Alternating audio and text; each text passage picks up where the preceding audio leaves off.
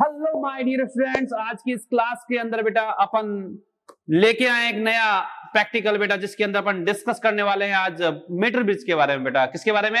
Metre bridge के बारे में। और मीटर ब्रिज के बेटा 3 एक्सपेरिमेंट है बेटा। जनरल एक्सपेरिमेंट देखा जाए तो 3 एक्सपेरिमेंट आपके मेजर के अंदर देखने को मिलते हैं। इन 3 में से कोई एक आने के चांसेस बेटा जनरली बच्चे के रहते हैं।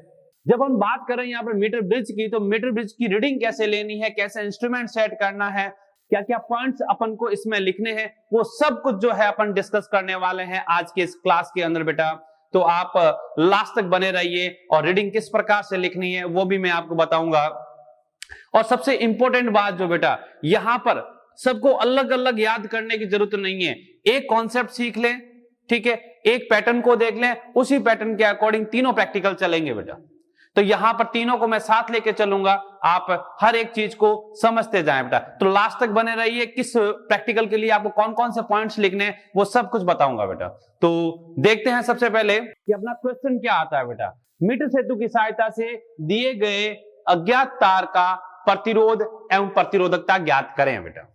या दूसरा जो क्वेश्चन बनता है वो ये, मीटर सेतु की सहायता से श्रेणीक्रम संयोजन नियम का सत्यापन करें। या फिर मीटर सेतु की सहायता से समांतर क्रम संयोजन के नियम की सत्यता सिद्ध करें या सत्यापन सिद्ध करें बेटा। तो यहां पर ये 3 उद्देश्य आपको मिलते हैं। जब अपन प्रैक्टिकल स्टार्ट करते हैं तो कॉपी वर्क के अंदर जो सबसे पहला पॉइंट लिखना होता है अपना, वो होता है बेटा सर्किट डायग्राम। तो सर्किट डायग्राम किस प्रकार से बनाएंगे, एक याद रखो, तीनों की सेम डायग्राम रहेंगे बेटा। थोड़ा सा हल्का सा चेंज आएगा, क्या चेंज आएगा वो भी अपन देखेंगे बेटा। तो सबसे पहला पॉइंट लेता हूं बेटा मैं, सर्किट डायग्राम बेटा। सर्किट डायग्राम के अंदर बेटा ध्यान रखना, अपन बात कर रहे हैं मीटर ब्रिज की, और मीटर ब्रिज के अंदर जो होता है वो 1 मीटर लंबा तार होता है बेटा, और 2 L आकार की स्ट्रिप्स होती है। तो कुछ इस प्रकार से आप बनाएंगे।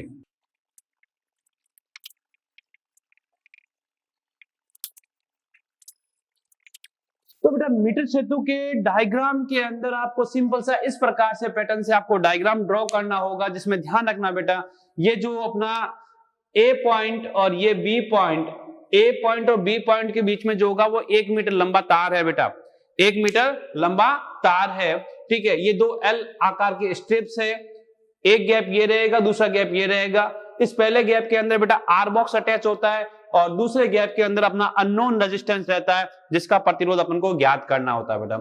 इस स्ट्रिप के जो सेकंड पॉइंट या मिडिल पॉइंट जो होता है बेटा, वहां से गैलोमीटर से जोड़ा जाएगा बेटा, जो कि या विसर्पी कुंजी बेटा। ए पॉइंट और बी पॉइंट को अपन डायरेक्ट अटैच करते हैं बेटा एक बैटरी के साथ में की, और की से सीधा बी पॉइंट के साथ में अटैच करते हैं बेटा। अब यहां पर जो है कुछ बातें जो आपको ध्यान में रखनी है कि सबसे पहले सर्किट डायग्राम के अंदर बेटा करंट की डायरेक्शन बताना नेसेसरी है बेटा। अगर नहीं बताओगे तो एग्जामिनर आपके नंबर बेटा बेझिझक काट ले। तो सबसे इंपॉर्टेंट बात बेटा, सर्किट डायग्राम के अंदर करंट की डायरेक्शन बताएं प्लस से माइनस की तरफ बेटा, प्लस से माइनस की तरफ। कहीं कंफ्यूजन हो तो आप मेन ब्रांच में बता दें, हर ब्रांच में बताएं ना बताएं कोई जरूरी नहीं है, पर मिनिमम बेटा 1 से 2 एरो लगे जरूर होने चाहिए, ठीक है। अब दूसरी बात कि सर इस गैप को क्यों छोड़ रखा है, अभी बताएंगे बेटा, अभी थोड़ा सब्र करें। यहां पर जो जनरली अपन यूज करेंगे वो करेंगे अननोन रेजिस्टेंस बेटा, अननोन रेजिस्टेंस, जिसकी वैल्यू अपन को आइडेंटिफाई करनी है, ये एस। तो यहां पर लिखेंगे जहां E K R box S A B G and J, जो डायग्राम के अंदर आप सिंबल्स ऐड करते हो वो सारे के सारे जो है आपको यहां पर पेन से लिखने होंगे बेटा। डायग्राम पेंसिल से, बट ये सारे पॉइंट्स जो होने चाहिए वो पेन से होने चाहिए। तो यहां पर कौन सी चीज क्या है, सिंपल सबको पता है, एक बार मैं लिख लेता हूं। तो सर्किट डायग्राम के अंदर जो अपन ने लेट किए थे, ई आपकी बैटरी है, के कुंजी है, आर बॉक्स मतलब रेजिस्टेंस बॉक्स है बेटा, एस आपका अननोन रेजिस्टेंस अज्ञात प्रतिरोध है, ए बी जो है वो मीटर सेतु तार है बेटा, जी जो है वो धारा मापी या गैलोमीटर है, और जे जो है वो विसर्पी कुंजी है बेटा, विसर्पी कुंजी है, या जिसको जनरली बोलते हैं जो कि ये जो लेंथ होगी बेटा इसको बैलेंसिंग लेंथ कहते हैं, संतुलन लंबाई इसको एल से रिप्रेजेंट किया जाता है, और रिमेनिंग जो लेंथ होगी बेटा ये लिखोगे आप 100 माइनस एल, जरूरी नहीं है लिखना, पर लिखना चाहो तो लिख सकते हो। इसको अगर एल से रिप्रेजेंट करोगे तो रिमेनिंग जो होगा वो 100 माइनस एल होगा बेटा। ये अब मैं कह रहा हूं कि जो मीटर सेतु के 3 एक्सपेरिमेंट है, उन तीनों एक्सपेरिमेंट के अंदर बेटा ये सेम डायग्राम रहेगा। कि सर क्या बात कर रहे हो, कोई दिक्कत नहीं बेटा, सेम बना सकते हो। और थोड़ा सा अगर आप स्पेशल शो करना चाहते हो तो ध्यान रखना, ये डायग्राम अगर आप बनाते हो किसमें, प्रतिरोधकता ज्ञात करने में। और अगला एक्सपेरिमेंट आपके पास आ गया सपोज श्रेणी क्रम संयोजन, श्रेणी क्रम संयोजन बेटा, ठीक है। तो श्रेणी क्रम संयोजन के लिए आप इस पूरे सर्किट में ज्यादा चेंज ना करें, केवल और केवल जो है 2 रेजिस्टेंस लें और दोनों को सीरीज में शो कर दे बेटा। ये ऐसे, ये एक आपका रेजिस्टेंस होगा S1 और एक होगा आपका S2, इसकी जगह आप इसको शिफ्ट कर ले, इसकी जगह इसको शिफ्ट कर ले। S1 और S2 दोनों ही आपके लिए अज्ञात प्रतिरोध होंगे। ये बनाते हो तो भी कोई दिक्कत नहीं है, एग्जामिनर गलत नहीं करेगा बेटा। पर अगर सीरीज कॉम्बिनेशन को शो करना चाहते हो तो आप S1 और S2 को पैरेलल, S1 और S2 को आप सीरीज में अटैच करके इस प्रकार से कनेक्ट कर सकते हो। कि सर पैरेलल आ जाए तो उस केस में बेटा आपको इन दोनों की जगह जो है कुछ इस प्रकार से 1 और ये 2, इन दोनों को पैरेलल में अटैच करना है बेटा। ऐसे एक को S1 ऐड कर लें, एक को S2 ऐड कर लें और आपको क्या करना है, पैरेलल में ऐड कर लें। तो प्रतिरोधकता के बारे में पूछा तो ये वाला, सीरीज कॉम्बिनेशन पूछे तो इस वाले कॉम्बिनेशन को लगा लो, पैरेलल पूछे तो इस कॉम्बिनेशन को लगा लो बेटा। बाकी सर्किट डायग्राम वो का वो है, ये जो नाम है वो भी वो के वो है, उसमें कोई दिक्कत नहीं है। आप ज्यादा ज्यादा चेंज करोगे तो जो S अज्ञात प्रतिरोध लिखा है उसमें S1 और S2 को लिख दोगे बेटा। S1 और S2 जो होंगे वो भी क्या होंगे, अज्ञात प्रतिरोध होंगे बेटा। तो पहला पॉइंट क्लियर है बेटा, पहला पॉइंट क्लियर। नेक्स्ट अपन पॉइंट लेते हैं बेटा इसका फॉर्मूला बेटा, फॉर्मूला। अब यहां पर जो है 3 एक्सपेरिमेंट है, तीनों एक्सपेरिमेंट के अंदर एक फॉर्मूला जो होगा वो सब में कॉमन रहेगा बेटा। एक फॉर्मूला जो होगा वो सब में कॉमन रहेगा इस सर्किट डायग्राम से अननोन रेजिस्टेंस को निकालने का। दूसरा जो फॉर्मूला लिखेंगे वो डिपेंड करेगा कि आपको कौन सा क्वेश्चन मिला है बेटा। अगर आपको प्रतिरोधकता का क्वेश्चन आया है तो प्रतिरोधकता के लिए लिखेंगे, अगर आपको सीरीज कॉम्बिनेशन की बात की है तो सीरीज वाला फॉर्मूला लिखेंगे, और अगर पैरेलल की बात की है तो आप पैरेलल के लिए फॉर्मूला लिखेंगे बेटा। क्लियर? तो अपन बात करते हैं फॉर्मूले की बेटा। तो इसमें जो आपका पहला फॉर्मूला बनता है वो ये मीटर सेतु की सहायता से अज्ञात प्रतिरोध का सूत्र बेटा। अज्ञात प्रतिरोध का जो सूत्र होता है वो आएगा बेटा S = 100 - L upon L multiply R बेटा। ये एक फॉर्मूला बेटा तीनों के अंदर लगेगा, तीनों के अंदर लगेगा। अब यहां पर जो दूसरा पॉइंट आएगा बेटा वो कौन सा बनेगा, तो वो डिपेंड करेगा कि आपका प्रैक्टिकल कौन सा है बेटा। जैसे आपका फॉर्मूला, जैसे आपका प्रैक्टिकल जो है वो प्रतिरोधकता का है बेटा। कौन सा है? प्रतिरोधकता का बेटा।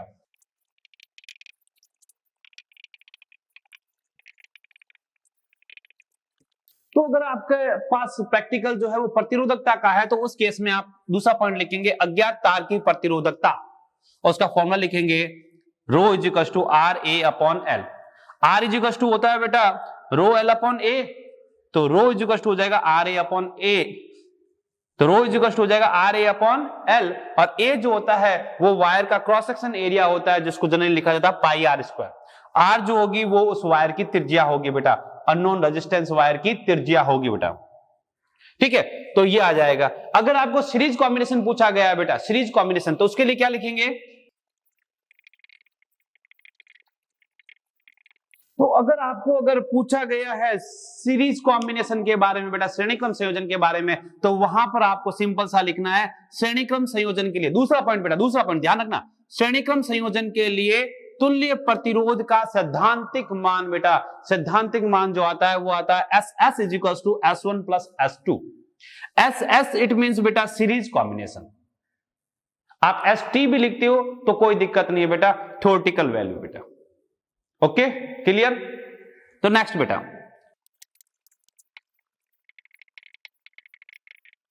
तो अगर पैरेलल कॉम्बिनेशन की बात करें, आपको पैरेलल कॉम्बिनेशन पूछा गया तो उस केस के लिए पहला पॉइंट तो ये है ही। दूसरा पॉइंट जो आएगा वो ये समांतर क्रम संयोजन में तुल्य प्रतिरोध का मान। तो तुल्य प्रतिरोध का जो मान आएगा वो RT। कैसा? RP नहीं लिखोगे? हाँ बेटा लिख सकते हो RP मतलब पैरेलल, पर कई बच्चे उसको प्रैक्टिकल भी समझ लेते हैं, प्रैक्टिकल वैल्यू, तो मैंने इसको RT लिख दिया बेटा। तो RT के लिए जो वैल्यू लिखी जाएगी वो आएगी आपके पास में S1 S2 upon S1 + S2 बेटा, ये फॉर्मूला है। तो इस प्रकार से बेटा अपन ने देखा कि जो फॉर्मूला लिखना है आपको किसी भी प्रैक्टिकल के लिए, कौन से, मीटर सेतु के लिए, तो मीटर सेतु में पहला जो फॉर्मूला रहेगा वो सबके लिए कॉमन रहेगा। पर अगर आपको रजिस्टिविटी के बारे में पूछ जाता है तो आपको दूसरा पॉइंट ये लिखना है। अगर आपको सीरीज कॉम्बिनेशन पूछा जाता है तो आपको ये वाला फॉर्मूला लिखना है, और अगर पैरेलल कॉम्बिनेशन पूछा जाता है तो आपको ये वाला फॉर्मूला लिखना है बेटा। क्लियर है? ठीक है, तो रट्टा नहीं मारना, सब थ्योरी में पढ़ रखा है, जो आपको प्रैक्टिकल में पूछा गया उसी का फॉर्मूला आपको पुट करना। अब इसके साथ में जो अपन हमेशा ही लिखते हुए आए हैं कि यहां पर हर एक सिंबल को जो है विद यूनिट रिप्रेजेंट करना जरूरी होता है बेटा, विद यूनिट रिप्रेजेंट करना जरूरी होता है। तो यहां पर आप नीचे जरूर लिखे, जहां जहां में देखें तो आपके पास आएगा बेटा उस फॉर्मूले के अकॉर्डिंग एक एस आएगा, एक एल आएगा, एक आर आएगा बेटा। ये एस सिंपल सा है, अज्ञात प्रतिरोध का मान, एल संतुलन लंबाई, आर बॉक्स का प्रतिरोध बेटा। अब यह जो सबसे इंपॉर्टेंट बात जो बेटा हमेशा ही मैं कहता हूं कि ये जो वैल्यूज आपने लिखी है, ये जो इनके नामांकित किया है इसको, वहां पर उनके साथ में यूनिट लगानी नेसेसरी है बेटा। अगर यूनिट नहीं लगाते हो तो अभी आपके नाम मार्क्स उड़ाया जा सकता है। ये इन ओम लेंथ है, ये जनरली आपको सेंटीमीटर में लेनी है, मीटर में लेते हो तो भी कोई दिक्कत नहीं है क्योंकि ये रेशियो बन रहा है बेटा। और आर जो है ये भी इन ओम। ये 3 पॉइंट मैंने लिख लिए। इसके बाद में अगर आप चाहते हो तो ये अगर ये वाला आता है तो ये, अगर ये वाला प्रैक्टिकल आपको मिलता है तो इसके साथ में आप लिखेंगे रो क्या है, ठीक है, स्मॉल आर क्या और एल क्या। ये रो प्रतिरोध तार का प्रतिरोधकता हो जाएगा, आर उसकी त्रिज्या हो जाएगी, और एल जो होगी प्रतिरोध तार की लंबाई हो जाएगी बेटा। उनके पीछे मात्रक भी लिखेंगे। अगर आप ये लिखते हो तो सिंपल सा एस एस जो है वो श्रेणीक्रम संयोजन का तुल्य प्रतिरोध। उसकी बात करता हूं तो ये आर टी लिख दिया, एस टी भी लिख सकते थे, एस टी, क्योंकि सारे प्रतिरोध को अपन ऐसे शो कर रहे हैं। ये एस टी मतलब समांतर क्रम संयोजन का सैद्धांतिक मान बेटा, सैद्धांतिक, ये ठीक है। तो एस टी जो आएगा वो लिख सकते हो। तो 3 पॉइंट तो ये लिखना ही है। उसके बाद में कौन सा प्रैक्टिकल है उसके बेसिस पे जो है आप 1-2 और बढ़ा सकते हो, 1-2 और बढ़ा, एक आध कम लिख दिया कोई दिक्कत नहीं आएगी बेटा। पर फॉर्मूला लिखा हुआ है तो यहां पर ये सिंबल लगा के ये लिखने जरूरी है बेटा, दिखने चाहिए। सब नहीं लिखे, भूल गए, एक आध भूल गए, कोई दिक्कत नहीं आएगी। पर आपने बिल्कुल ही नहीं लिखा बेटा तो आपके नंबर कट जाएंगे बेटा। तो ध्यान रखें, लिखना तो है, लिखना तो है बेटा। तो सेकंड पॉइंट भी अपना कवर हो गया बेटा, फॉर्मूले के अंदर क्या लिखना है। नेक्स्ट आता है बेटा ऑब्जर्वेशन बेटा, और ऑब्जर्वेशन टेबल, ऑब्जर्वेशन और ऑब्जर्वेशन टेबल। तो यहां पर मैं बता दूं तुम लोगों को, ऑब्जर्वेशन की बात करें तो उस ऑब्जर्वेशन के अंदर जो पहला एक्सपेरिमेंट है बेटा, पहला एक्सपेरिमेंट, वहां पर जनरली आपको ऑब्जर्वेशन लेने होते हैं, अगले 2 के अंदर कोई ऑब्जर्वेशन नहीं।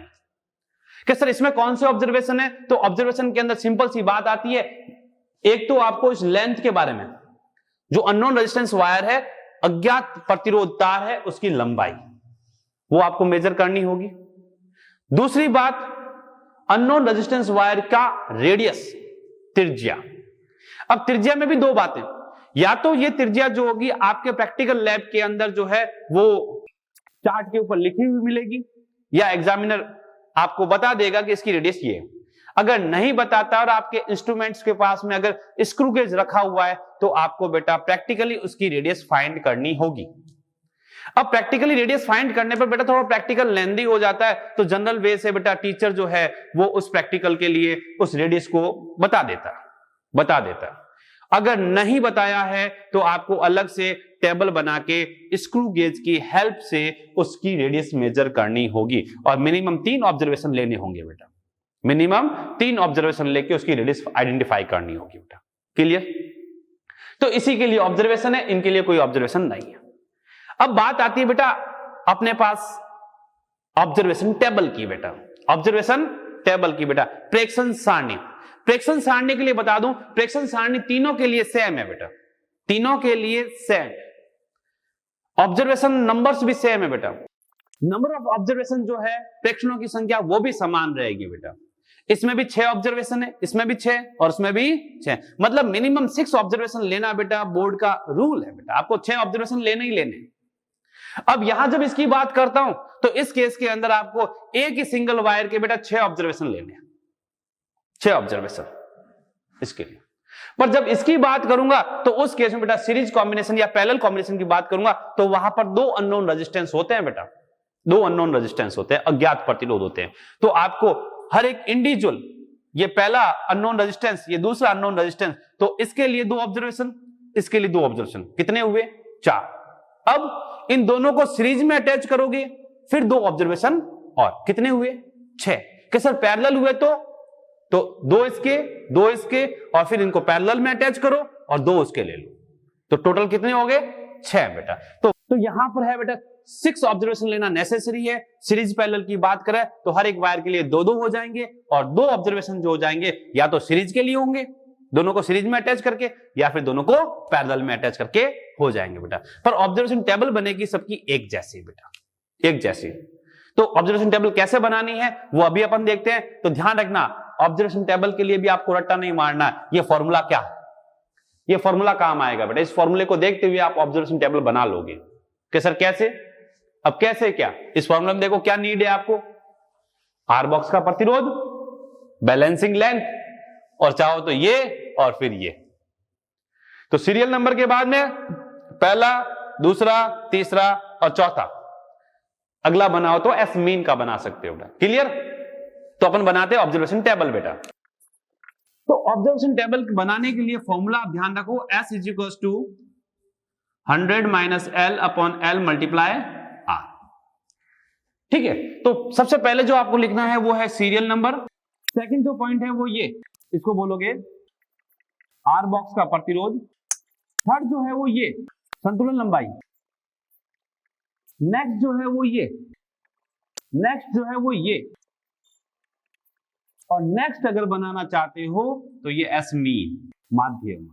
तो यहां देखो बेटा, आपको टेबल जो है वो याद नहीं करनी है। मैंने सिंपल सा फॉर्मूला आपको बता रखा है। इस फॉर्मूले के अकॉर्डिंग सबसे पहला सीरियल नंबर आता ही है, उसके बाद में पहला ये पहले नंबर का कॉलम, दूसरे नंबर का कॉलम, तीसरे नंबर का कॉलम और ये चौथे नंबर का कॉलम, चौथे नंबर का कॉलम।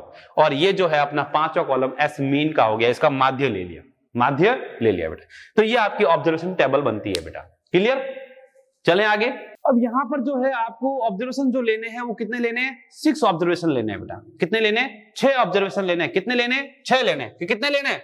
अब यहां पर एक बात बेटा भूल रहे हैं अपन, यहां यूनिट लिखनी नेसेसरी है बेटा। यहां लिखेंगे इन ओम, इन सेंटीमीटर लिख लिया, ये भी लिखे इन सेंटीमीटर, ये इन ओम और ये भी इन ओम। नेसेसरी है बेटा, लिखा करो ये। अब जब ऑब्जर्वेशन लेने की बात आएगी तो 1 2 3 4 5 और 6 इनके मान 1 ओम, 2 ओम, 3 ओम, 4 ओम, 5 ओम और 6 ओम, इस प्रकार से ये।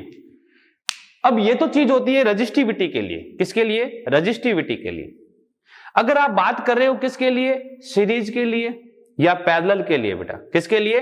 सीरीज के लिए या पैरेलल के लिए। तो वहां पर दो वायर है और हर वायर की 2 ऑब्जर्वेशन है बेटा। हर वायर की 2 ऑब्जर्वेशन है। तो उसमें हल्का सा चेंज करें बेटा। कि सर कैसे चेंज करें? तो देखना, उसके लिए आपको क्या करना है, इस पूरे टेबल को 3 पार्ट्स में डिवाइड कर लेना बेटा। कितने पार्ट्स में? 3 पार्ट्स में, 2-2 रीडिंग्स के लिए, 2-2 रीडिंग्स के लिए बेटा। ये ऐसे फर्स्ट रीडिंग जो आएगी वो S1 तार के लिए, सेकंड जो आएगी वो S2 तार के लिए, और थर्ड जो आएगी बेटा वो या तो S के लिए आएगी, मतलब श्रेणी क्रम के लिए, ठीक है, या फिर ST या P समांतर क्रम बेटा। अगर आपको श्रेणी क्रम कहा गया है तो आप SS लिखिए, और अगर आपको समांतर क्रम कह रखा है तो समांतर क्रम संयोजन के लिए लिखे बेटा। तो आपको टोटली जो है रीडिंग 6 ही लेनी है, पर हर एक वायर के लिए बेटा 2 S1 के लिए, 2 S2 के लिए और 2 SS या SP के लिए बेटा। यहां पर वही रेजिस्टेंस 1 ओम, 2 ओम, 1 ओम, 2 ओम, 1 ओम, 2 ओम, या फिर आप कुछ और वैल्यू निकालते हो तो वो भी लिख सकते हो बेटा। क्लियर? तो अब ये मैंने ऑब्जर्वेशन टेबल भी बना के बता दिया आपको, है ना। तो अब मैं आपको बताऊंगा बेटा इसकी रीडिंग कैसे लेनी है, इसकी रीडिंग कैसे लेनी है। तो मैं रीडिंग लेने का प्रोसीजर बताऊंगा बेटा। एक रजिस्टिविटी के लिए अपन को रेजिस्टेंस कैसे निकालना है वो अपन देखेंगे, और सीरीज के लिए और पैरेलल के लिए मैं रीडिंग लेके बेटा अपने वीडियो के अंदर लास्ट में उसकी पिक जरूर लगाऊंगा, या डिस्क्रिप्शन के अंदर बेटा उसका PDF जरूर डाल दूंगा, तो वो आप वहां से देख लें बेटा।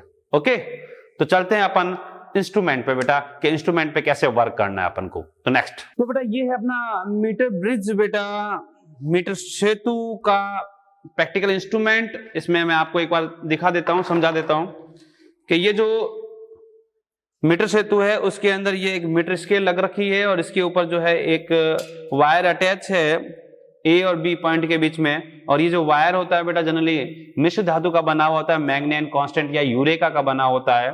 ठीक है, यहाँ पर दो L टाइप की स्ट्रिप्स है, एक इधर वाली, एक इधर L स्ट्रिप्स है और ये बीच में एक स्ट्रिप्स और है। दो गैप मिलेंगे आपको, ये एक फर्स्ट गैप ये है, दूसरा गैप ये है बेटा। इस फर्स्ट गैप के अंदर जो अपन ने अटैच कर रखा है बेटा आर बॉक्स को, ठीक है, और सेकंड गैप में जो है अपना अननोन रेजिस्टेंस वायर है बेटा, ये अज्ञात प्रतिरोध जिसका मुझे रेजिस्टेंस निकालना है बेटा, ये मैंने यहाँ ऐड कर रखा है। ठीक है, और साथ में मिड पॉइंट के ऊपर बेटा मैंने ये गैलोमीटर लगा रखा है और सप्लाई देने के लिए मैंने डायरेक्ट जो है एक बैटरी एलिमेंटर को इस्तेमाल कर रखा है बेटा, बैटरी एलिमेंटर इस्तेमाल कर रखा है। इसका वोल्टेज जनरली मैं 2 वोल्ट ही रखता हूं, ज्यादा नहीं रखता। ठीक है, अब आपको जब ऑब्जर्वेशन लेने होंगे तो उससे पहले जो है ये आपकी विसर्पी कुंजी है। तो सबसे पहले ऑब्जर्वेशन लेने से पहले आपको क्या करना होता है, चेक करना होता है सर्किट को कि आपका सर्किट करेक्ट है या नहीं है। ठीक है, तो इसके लिए सबसे पहले आपको बैटरी एलिमेंटर ऑन करना है। ये बैटरी एलिमेंटर मैंने ऑन कर दिया। ठीक है, और सप्लाई इसमें गुजर रही है। ठीक है, अब इस सप्लाई में अपन जब A पॉइंट और B पॉइंट पे जॉकी को टच करें तो उस केस में डिफ्लेक्शन जो आना चाहिए वो गैलोमीटर में बोथ साइड आना चाहिए। एक तरफ फर्स्ट टाइम अगर राइट साइड आया तो सेकंड टाइम जो है वो लेफ्ट साइड आना चाहिए बेटा। तो सबसे पहले वो चेक करेंगे, तो वो चेक करें। तो पहले जो है वो अपने लेफ्ट साइड में आ रहा है। ठीक है, और सेकंड कंडीशन में देखें तो वो अपने राइट साइड में आ रहा है बेटा। इट मींस डिफ्लेक्शन दोनों साइड में आ रहा है, तो आपका सर्किट डायग्राम जो है वो एकदम एक्यूरेट है, करेक्ट है बेटा, कोई दिक्कत नहीं है।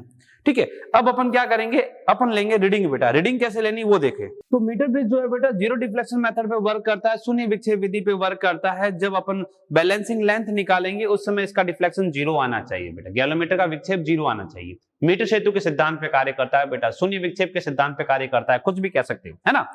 तो अभी जब आप ऑब्जर्वेशन लें उससे पहले देखें बेटा कि आप जो गैलोमीटर की नीडल है बेटा वो इनिशियली 0 पे होनी चाहिए बेटा, 0 पे होनी चाहिए। इसमें किसी प्रकार का 0 एरर नहीं मिलना चाहिए बेटा। अगर 0 एरर है तो पहले उसको एरर लेस करें बेटा, उसको करेक्ट करें।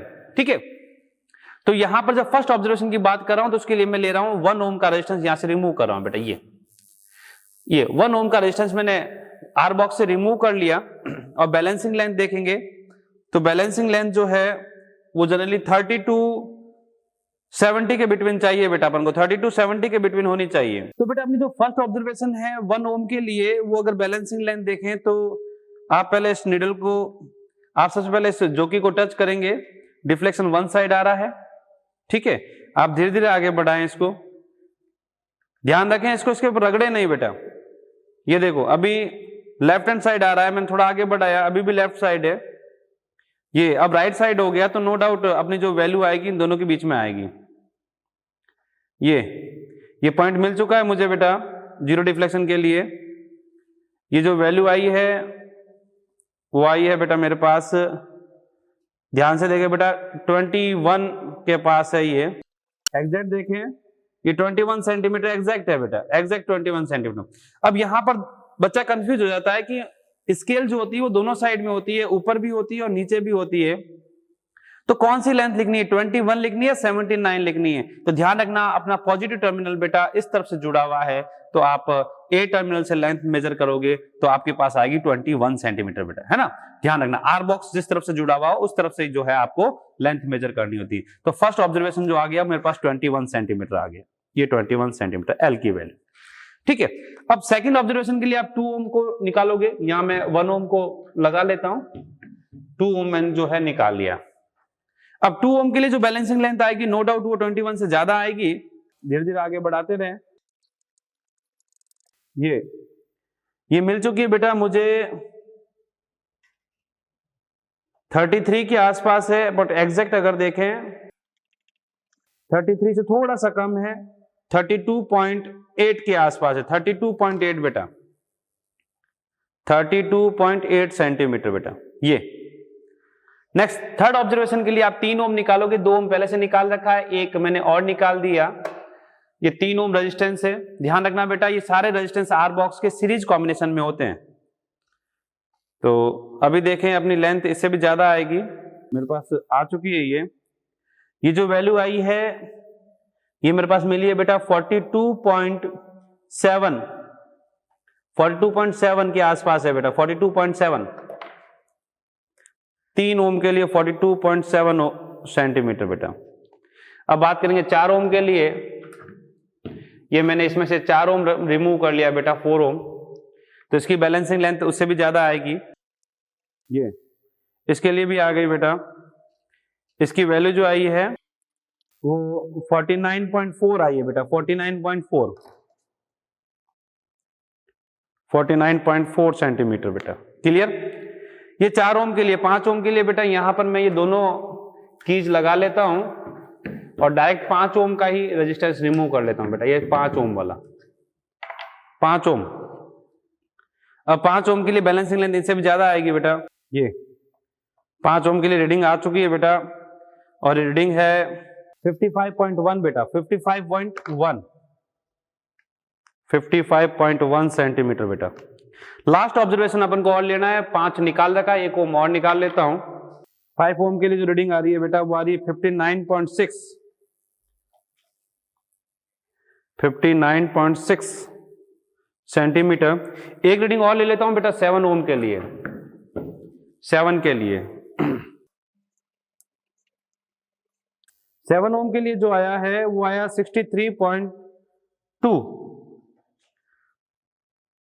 63.2 सेंटीमीटर बेटा, 7 ओम के लिए बेटा।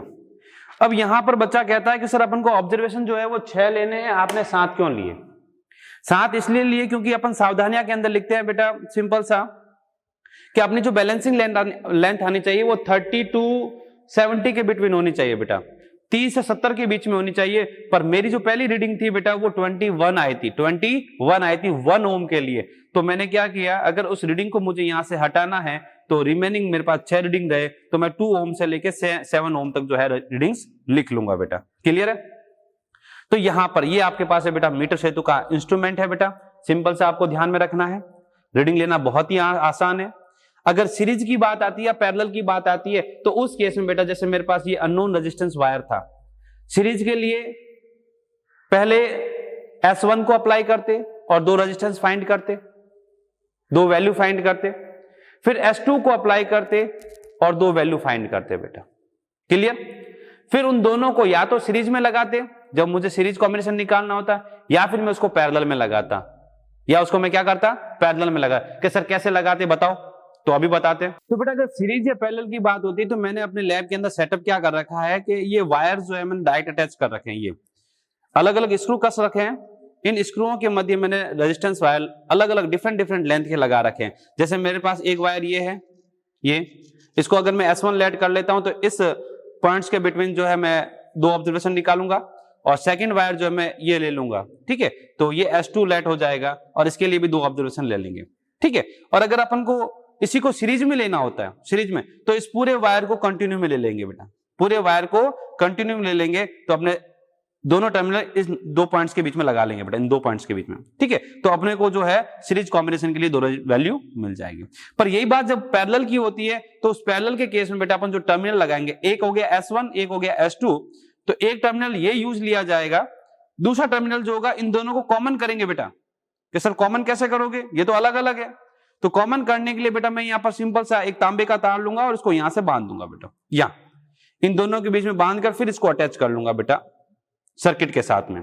क्लियर है? ध्यान रखना बेटा तांबे का तार ही यूज करें, आप मैग्नेट कांस्टेंट या ये जो प्रतिरोध तार है बेटा इसको इस्तेमाल ना करें, क्योंकि इन तार की प्रतिरोधकता जो होती है वो उच्च होती है बेटा, प्रतिरोधकता गुणांक जो होता है वो उच्च होता है और ताप प्रतिरोध गुणांक जो होता है वो क्या होता है, कम होता है। प्रतिरोधकता की वैल्यू हाई होती है और ताप प्रतिरोध गुणांक का मान कम होता है बेटा, इसलिए आप क्या करें, कॉपर वायर का इस्तेमाल करें, उसको बांध दें और फिर जो है टर्मिनल के साथ में जोड़ ले। तो सीरीज और पैरेलल के लिए भी आप रीडिंग ले सकते हो बेटा, इसी पैटर्न से बेटा ले सकते हैं, ठीक है।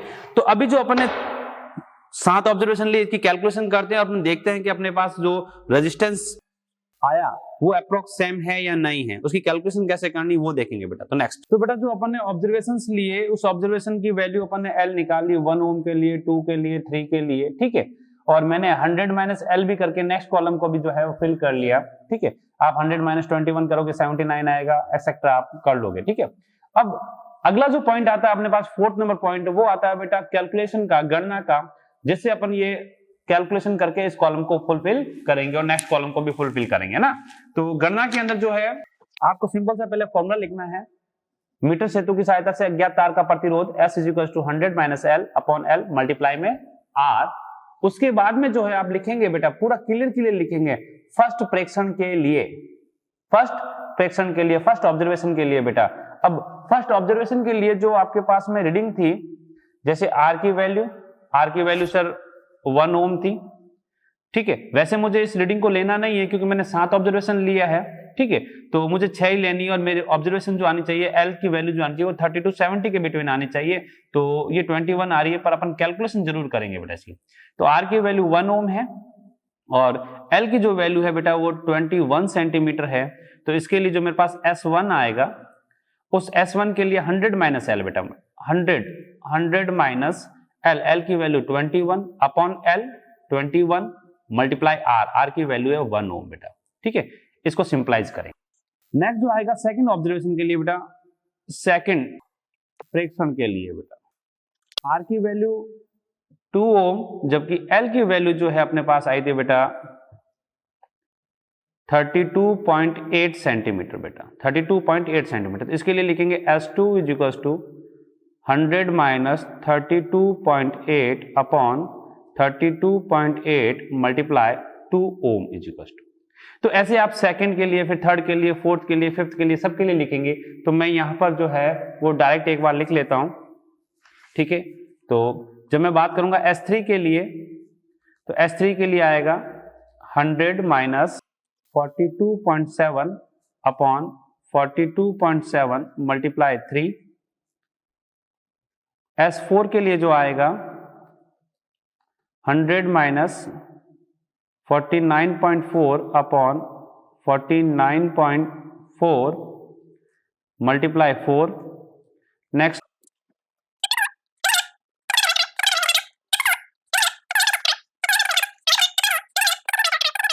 ठीक है। अब इसकी कैलकुलेशन अपन करेंगे और कैलकुलेशन करके देखेंगे कि अपने पास वैल्यू क्या क्या आती है बेटा। तो देखते हैं कैलकुलेशन के लिए बेटा मैं सिंपल सा कैलकुलेटर का इस्तेमाल कर लेता हूं, प्रोसेस अपना थोड़ा फास्ट हो जाए। फर्स्ट ऑब्जर्वेशन जो है वो 100 माइनस 21 मतलब 79 डिवाइड बाय 21, तो मेरा फर्स्ट रीडिंग आ रहा है 3.76 ओम। सेकंड ऑब्जर्वेशन है उसमें आ जाएगा 67.2 मल्टीप्लाई 2 डिवाइड बाय 32.8 4.09। S3 की बात करें तो S3 के लिए है 57.3 मल्टीप्लाई 3 डिवाइड बाय 42.7। इसके लिए आ गया 4.02 ओम। S4 के लिए बात करें तो S4 के लिए मेरे पास 100 माइनस L है 50.6 मल्टीप्लाई 4 डिवाइड बाय 49.4, तो ये आ गया अपने पास 4.09 ओम। नेक्स्ट जो है 100 माइनस L की जो वैल्यू है 44.9 मल्टीप्लाई 5 डिवाइड बाय 55.1, तो ये आ गया 4.07 ओम। नेक्स्ट जो है सिक्स्थ ऑब्जर्वेशन जो है अपने पास में वो है 40.4 मल्टीप्लाई 6 डिवाइड बाय 59.6, तो ये आ गया 4.06 ओम। और लास्ट जो ऑब्जर्वेशन लिया बेटा 36.8 मल्टीप्लाई 7 डिवाइड बाय 63.2 4.07 ओम। तो बेटा आप लोगों ने देखा कि जो अपन ने कैलकुलेशन की, उस कैलकुलेशन के अंदर जो रीडिंग्स देखें अगर अपन, ठीक है, बहुत ही अच्छी और परफेक्ट रीडिंग आई बेटा। फर्स्ट जो रीडिंग थी, जो मैं कह रहा था अपनी वैल्यू जो है वो 30 से ग्रेटर होनी चाहिए, 30 to 70 के बिटवीन बैलेंसिंग लेंथ होनी चाहिए, पर वो अपने पास 21 थी। तो उसके लिए जो रेजिस्टेंस की वैल्यू आई है बेटा वो अपन को मिली है 3.76। उसके अलावा जो भी वैल्यूज आई है बेटा वो अपने पास आई है 4.09, 4.02, 4.09, 4.07, 4.06 और 4.07, मतलब एकदम परफेक्ट रीडिंग आई है बेटा यहाँ। तो आप चाहें तो इन फर्स्ट रीडिंग को जो है वो छोड़ दें, ये जो 6 रीडिंग है नेक्स्ट वाली वो उनको आप यूज करें, ठीक है। फिर नेक्स्ट जो करेंगे वो एस मीन लेंगे बेटा, मीन, ठीक है। एस मीन के अंदर सबको जोड़कर बेटा आप 6 से डिवाइड कर लें, जैसे 4.09, 4.02, 4.09, 4.07, 4.06, 4.07 डिवाइड बाय 6। मैंने फर्स्ट रीडिंग छोड़ दी बेटा, ध्यान रखना है ना। ये अब इनका मीन लूंगा तो मीन नो डाउट बेटा 4.09, 4.02, 4.09, 4.07, 4.06, 4.06 बेटा, है ना। तो ये वैल्यू जो आएगी वो अप्रॉक्स लिख देता हूं बेटा, तुम लोग कैलकुलेट करके लिख देना। क्या नहीं सर आप भी कैलकुलेट करके लिखो, तो मैं भी कैलकुलेट कर लेता हूं। चलो, तो इनका जो टोटल सम आया बेटा वो आया मेरे पास 24.4 अपॉन 6 और डिवाइड बाय 6 करें तो अपने पास आएगा एग्जैक्ट 4.06 ओम बेटा। ये तो ये जो वैल्यू आ गई बेटा वो मेरे पास आ गई क्या, रेजिस्टेंस की वैल्यू आ गई, अननोन वायर के जो रेजिस्टेंस है वो आपको मिल गया बेटा, है ना। तो ये आप ऑब्जर्वेशन टेबल के अंदर इसको फिल कर लें। तो ऑब्जर्वेशन टेबल के अंदर मैं इसको भर लूं, 1 ओम वाली रीडिंग को मैंने छोड़ दिया।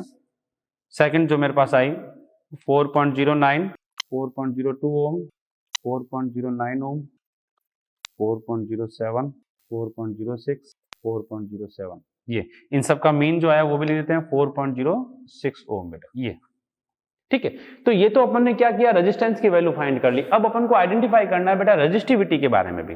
तो रेजिस्टिविटी में मैं जनरली आपको बता रहा हूं कि आपको रेडियस जो होगी वो जनरली गिवन होगी, दे रखी होगी, तो आप डायरेक्ट कर लें। तो यहां पर जब रेजिस्टिविटी की बात करेंगे, तार की प्रतिरोधकता रो, तो रो के लिए फॉर्मूला यूज करते हैं R pi R square upon L, ठीक है। आर अपन ने आइडेंटिफाई किया, R is equal to 4.06, pi की वैल्यू 3.14, यहां पर अपन लिखेंगे आर की वैल्यू जो आई 4.06 ओम, ठीक है। एल जो है, ठीक है, एल अपन ने मेजर की है, एल जो मेजर कर रखी है वो मुझे पता है 30 सेंटीमीटर है बेटा। 30 सेंटीमीटर को मीटर में कन्वर्ट करना होगा, तो आप लिखेंगे बेटा इसको 30 मल्टीप्लाई 10⁻⁻2 मीटर। क्लियर। रेडियस जो होगी वो वायर की रेडियस भी आपको गिवन होगी, ठीक है। अप्रोक्स जो उसकी मैं रेडियस बता दूं आपको 0.015 सेंटीमीटर बेटा इस रीडिंग की होती है बेटा। सेंटीमीटर को अगर मीटर में बदलूंगा तो 10⁻², और इस पॉइंट को अगर इधर शिफ्ट करूं तो ये मेरे पास आएगा 1.5 मल्टीप्लाई 10⁻⁴ मीटर बेटा। ये तो मेरे पास आर है, एल है और स्मॉल आर भी है। इन सब की वैल्यू पुट करें तो रो इज इक्वल टू आएगा, आर की वैल्यू है मेरे पास 4.06, पाई की वैल्यू 3.14, आर जो है 1.5 इंटू 10⁻⁻4 का स्क्वायर, और एल जो है वो मेरे पास है बेटा, इसको 30 सेंटीमीटर है तो आप डायरेक्ट 0.3 भी लिख सकते हो, 0.3 भी लिख सकते हो, ठीक है, या फिर 30 इंटू 10⁻²। अब इसको कैलकुलेट करेंगे बेटा, तो कैलकुलेट करेंगे तो अपनी जो 10 की पावर बनेगी वो देखें बेटा। तो ये आपको मिल गया बेटा 95.4 इंटू 10⁻⁸, इसको जनरली लिखा जाएगा 9.54 इंटू 10⁻⁷ ओम इंटू मीटर बेटा, ओम इंटू मीटर बेटा। ये तो रेजिस्टिविटी की जो वैल्यू आ गई बेटा, प्रतिरोधकता का जो मान आ गया वो आ गया 9.54 इंटू 10⁻⁷ ओम इंटू मीटर। अब यहां पर ध्यान रखना बेटा, अपन जनरली रिजल्ट जो लिखते हैं वो ओम इंटू मीटर में लिखते हैं, तो आपकी जो वैल्यू आनी चाहिए वो इस पावर में आनी चाहिए 10⁻⁷ में बेटा। ध्यान रखना, गौर करके बेटा, 10⁻⁷ के अंदर ही रिजल्ट आना चाहिए। अगर आपका 10⁻⁵, 10⁻⁹ इस प्रकार से आता है, इसका मतलब कुछ ना कुछ गड़बड़ है बेटा। तो आपका रिजल्ट जो लिखेंगे उसके अंदर ये ध्यान रखें बेटा। तो यहां पर ये बातें हुई अपने पास कैलकुलेशन की। कैलकुलेशन के बाद में बात करूंगा मैं रिजल्ट की। तो रिजल्ट के अंदर जो 2 पॉइंट्स लिखने होंगे, पहला पॉइंट तो आपके पास में सिंपल सा आएगा, दिए गए तार का प्रतिरोध, दिए गए अज्ञात तार का प्रतिरोध S इज इक्वल टू क्या मिला आपको, 4.06 ओम प्राप्त हुआ। दिए गए तार का प्रतिरोध S इज इक्वल टू 4.06 ओम प्राप्त हुआ, ठीक है। दूसरा जो पॉइंट आएगा उसमें आप लिखेंगे दिए गए प्रतिरोध तार की प्रतिरोधकता का मान, दिए गए प्रतिरोध तार की प्रतिरोधकता का मान 9.54 इंटू 10⁻⁻7 ओम इंटू मीटर प्राप्त हुआ। ये तो ये जो 2 पॉइंट्स जो है रिजल्ट्स के अंदर आपको लिखने होंगे, लैंग्वेज में लिखने होंगे। और उसके बाद में बात करेंगे बेटा सावधानियां, प्रिस्क्रिप्शंस बेटा, सावधानियां आपको मिनिमम 3 से 4 जो है, जो भी टीचर आपको कहता है वो आप लिखनी होती। तो ये अपन ने बात की बेटा प्रतिरोधकता के लिए बेटा, किसके लिए? प्रतिरोधकता के लिए। क्योंकि सर अगर श्रेणी क्रम या समांतर क्रम की बात होती तो क्या करते हैं? तो बेटा मैंने आप लोगों को बताया ही था कि उस केस के अंदर जो है, जैसे मैंने यहाँ पर 6 ऑब्जर्वेशन लिए, वहां पर 2-2 के पेयर बना के ऑब्जर्वेशन लेते, S1 के लिए 2, S2 के लिए 2 और 2 जो है वो श्रेणी क्रम के लिए या फिर समांतर क्रम वाले के लिए जो है ऑब्जर्वेशन लेते। ठीक है, और इसी प्रकार जो मैंने कैलकुलेशन की, इसी प्रकार से आप क्या करते? फर्स्ट ऑफ ऑल S1 निकालते। तो बेटा अगर तुम्हारे पास श्रेणी क्रम वाला प्रैक्टिकल होता है बेटा, क्या होता? श्रेणी क्रम। तो श्रेणी क्रम के लिए बेटा पहले आप S1 का मान, S1 का मान, तो S1 के लिए बेटा आप 2 वैल्यू निकालते, S1 के लिए अलग से निकालते, S1 के लिए डबल डैश, 2 मान निकालते बेटा। ठीक है, फिर इसी का आप S1 का मीन लेते बेटा, S1 का मीन लेते, आपको एक वैल्यू मिलती। ठीक है, फिर आप क्या करते? S2 का मान निकालते बेटा, S2 का मान, S2। तो इस S2 के लिए भी आप पहले S2 डैश निकालेंगे, फिर S2 डबल डैश निकालेंगे, 2 मान निकलेंगे, फिर आप S2 का क्या करोगे? मीन लोगे बेटा, मीन। इसी प्रकार फिर आप करोगे S के लिए, या फिर अगर आपके पास S पैरेलल है तो पैरेलल के लिए, उसके लिए भी वही S के लिए 2 मान निकालोगे, या SP के लिए 2 मान निकालोगे, फिर SS का मीन निकालोगे बेटा, मीन ये। और उसके बाद में ये जो मीन वैल्यू आएगी बेटा, ये ठीक है, इसको आप क्या करोगे? कंपेयर करोगे किसके साथ में? थ्योरेटिकल वैल्यू के साथ में। अब थ्योरेटिकल वैल्यू अगर आप बात करें सीरीज के लिए, तो उसके लिए फॉर्मूला लिखोगे S1 plus S2, S1 plus S2, S1 plus S2, S1 ये आपने फाइंड किया है, S2 आपने ये फाइंड किया, इन दोनों को ऐड करके देखेंगे क्या ये इसके साथ मैच कर रही है, क्या इसके अप्रॉक्स सेम है या नहीं है। अगर अप्रॉक्स सेम है तो इसका मतलब आपका सर्किट इट मींस श्रेणी क्रम संयोजन का नियम सत्यापित हो गया। और यही अगर आपके पास नहीं, किसे पैरेलल है तो है, अगर आपके पास पैरेलल है तो SP के लिए आप S1 S2 upon S1 plus S2 करेंगे, S1 और S2 की वैल्यू पुट करेंगे, और जो भी SP की वैल्यू आती है वो इस SP के साथ मैच करती है, तो आपका समांतर क्रम नियम का संयोजन जो है वो सत्यापित होता है। समांतर क्रम संयोजन का नियम जो है वो सत्यापित होता है बेटा। डिफरेंस जो होना चाहिए वो लेस आना चाहिए, कम आना चाहिए, और वहां पर भी रिजल्ट के अंदर लिखा जाएगा क्या?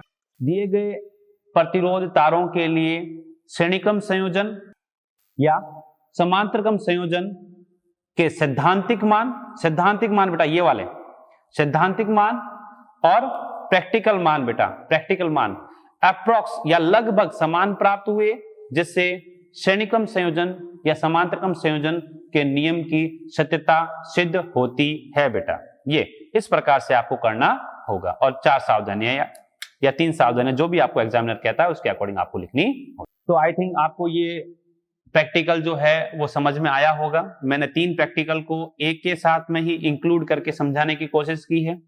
ठीक है, प्रैक्टिकल लेने का जो तरीका था वो मैंने आपको बता दिया, लिखने का तरीका मैंने बता दिया।